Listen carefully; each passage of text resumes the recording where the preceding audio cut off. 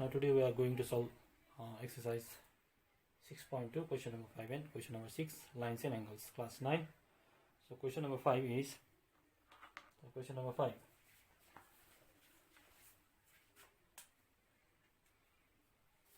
Question number 5, in figure AB is parallel to CD. Question number 5, in figure AB is parallel to CD. This is AB.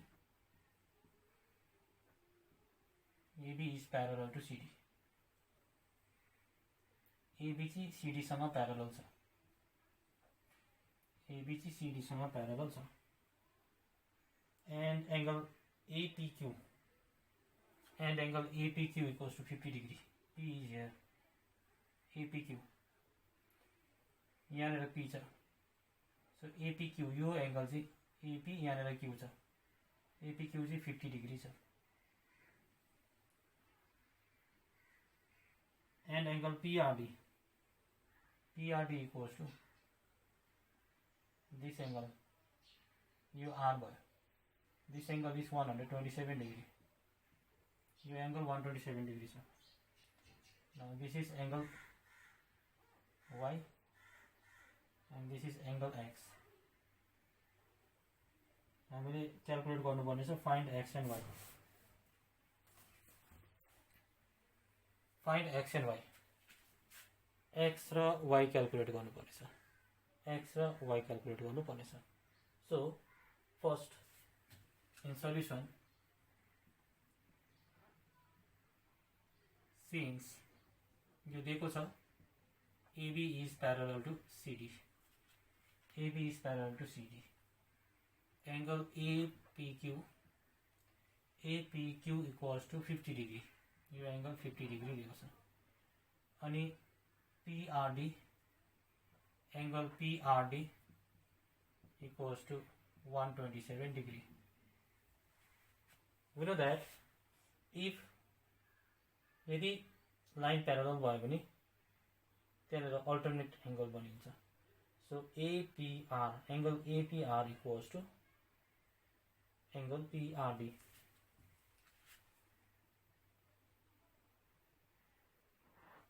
Since angle APR equals to angle PRD, यो angle र यो angle चाहिँ alternate हुन्छ. PRD as AB is parallel to CD. यो चाहिँ हुन्छ alternate interior angle हुन्छ. Alternate interior angle भयो. AB parallel CD भयो. AB parallel CD भएपछि यो angle APR र PRD alternate हुन्छ. So APR is Y plus 50 degree equals to PRD is 127 degree. So Y equals to 127 degree minus 50 degree. So Y equals to 77 degree. यो Y हामीले 77 degree पाए. After that calculate this angle. यो angle calculate गरेर angle sum property of triangle लगाउनु पर्यो. यो angle calculate गर्ने अब. अथवा यो angle calculate नगर्दाखेरि पनि हुन्छ. Since यसो गर्दाखेरि पनि हुन्छ. Since angle APQ equals to angle PQR. किन भन्दाखेरि चाहिँ as AB is parallel to CD and AB is parallel to CD भइसकेपछि alternate interior angle हुन्छ. यो पनि alternate interior angle भयो. भएपछि angle PQR X छ. So this equals to 50 degree. So 50 degree equals to X. यो angle 50 APQ 50 degree छ अनि PQR X छ. So therefore X equals to 50 degree. यो चाहिँ हाम्रो question number 5 को solution. Now move to question number 6. Question number 6.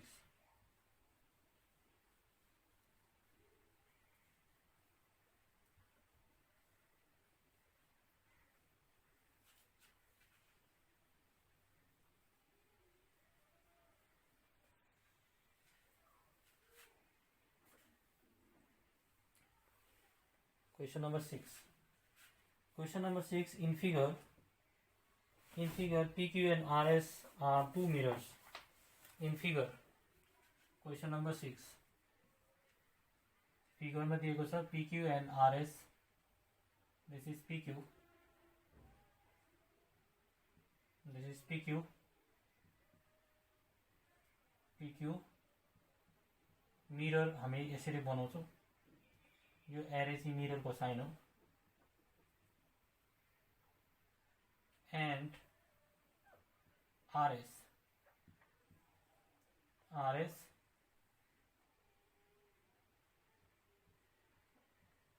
are two mirrors. Two mirrors placed parallel to each other. भनेपछि दुईटालाई प्यारलली राखेको छ.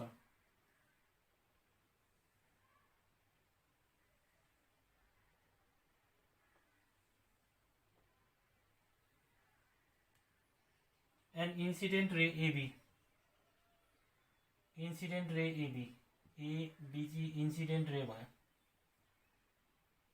Strike the mirror. यो मिररमा ठोकिँदैछ.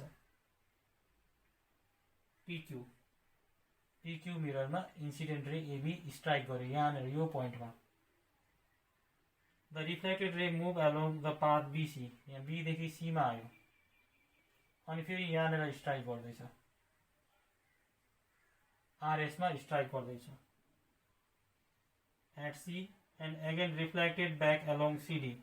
फेरि C देखि D तिर जाँदैछ.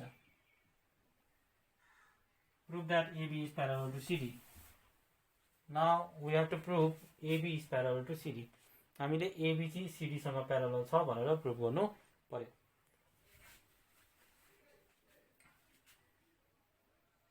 हामीले दिएको छ since PQ is parallel to RS. PQ चाहिँ RS सँग प्यारलल छ. नेक्स्ट अब हामी यहाँनिर नर्मल ड्रा गरौँ. This is normal M and this is normal N. Now we draw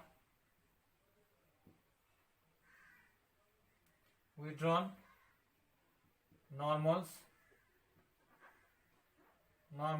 BM and CN such that BM perpendicular to PQ and CN perpendicular to RS. यो BM चाहिँ normal भन्नु नि perpendicular हो. 90 degree हुन्छ त्यो.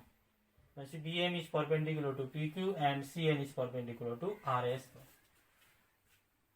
र त्यो सँगसँगै यो एंगल 1 भयो. यसलाई एंगल 2 भन्ने. यो एंगल 3 भयो. यो एंगल 4 भयो. र हामीले फिजिक्समा पढेको छौं according to the laws of reflection. Second laws of reflection, the angle of incidence is equals to the angle of reflection. Angle of incidence, यो इंसिडेंट रे यहाँ आएर ठोकिँदाखेरि यसले नर्मल सँग जुन चाहिँ एंगल बनाउँदैछ त्यो एंगल 1 भयो. अनि यो रिफ्लेक्ट हुँदाखेरि फेरि नर्मल सँग जुन चाहिँ एंगल बनाउँदैछ रिफ्लेक्टेड अनि यो पनि एंगल भयो. तर यो इंसिडेंट एंगल र इंसिडेंट रे र नर्मल को बीचको जुन चाहिँ एंगल छ एंगल अफ इंसिडेंस हुन्छ. अनि नर्मल र रिफ्लेक्टेड रे को बीचको एंगल छ जसले चाहिँ एंगल अफ रिफ्लेक्सन भनिन्छ. अब सीडी को यो पोइन्ट को लागि त यो इंसिडेंट रे भयो. यहाँनिर पनि इंसिडेंट एंगल र यो रिफ्लेक्सन एंगल छ. यो रिफ्लेक्टेड रे भयो. यहाँबाट यसको लागि आएको जुन चाहिँ रे छ यो इंसिडेंट रे हुन्छ. भनेपछि यसलाई इंसिडेंट एंगल भन्छ. यो 4 चाहिँ रिफ्लेक्टेड एंगल, 3 चाहिँ इंसिडेंट एंगल, 4 चाहिँ रिफ्लेक्टेड एंगल भयो. According to the laws of reflection,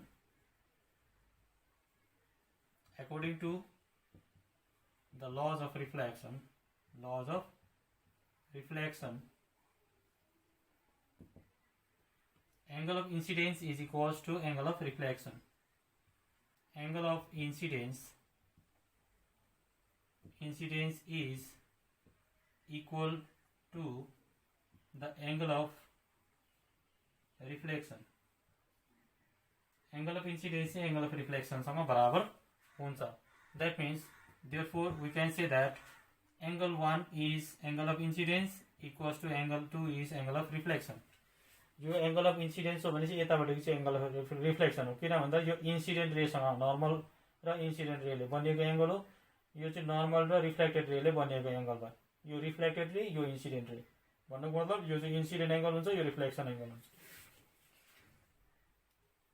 So this is equation number 1. Similarly, angle 3 equals to angle 4.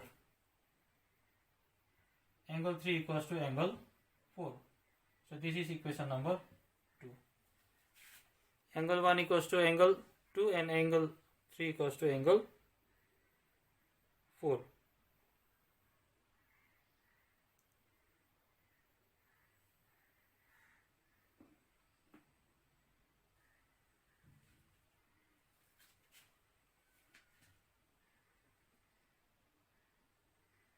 These two are equal and these two are equal. No need to write the equation. Now we can add these two. Now angle 1 plus angle 2 equals to angle 3 plus angle 4. यो र यो जोड्दा जति हुन्छ यो र यो जोड्दाखेरि पनि त्यति नै हुन्छ. So angle 1 plus angle 2. Angle 1 plus angle 2 भनेको ABC हो. So this angle is angle ABC equals to angle BCD. So ABC equals to angle BCD आयो.